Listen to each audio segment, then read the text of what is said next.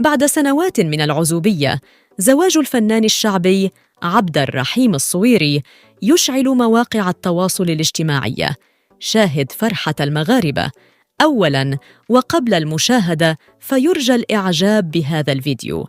بعد سنوات من الانتظار والترقب، تحقق أخيراً حلم الملايين من المعجبين، حيث دخل الفنان الشعبي المحبوب عبد الرحيم الصويري للقفص الذهبي.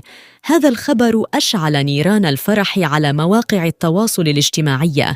أثار خبر زواج الفنان المغربي عبد الرحيم الصويري اهتمام الجمهور بشكل كبير، خاصة بعد سنوات طويلة من العزوبية، والذي أشعل مواقع التواصل الاجتماعي بعد تداول فيديو له وهو ممسكاً بيد زوجته، مما أثار اهتمام الجمهور بشكل كبير. انتشر الخبر على نطاق واسع عبر مواقع التواصل الاجتماعي، حيث تداولت الصفحات المختصة بأخبار الفن والمشاهير فيديو للفنان عبد الرحيم الصويري وهو ممسكاً بيد زوجته، متبادلاً معها القبلات أمام باقة من الزهور، مما أثار تساؤلات وتفاعلات كبيرة بين المتابعين.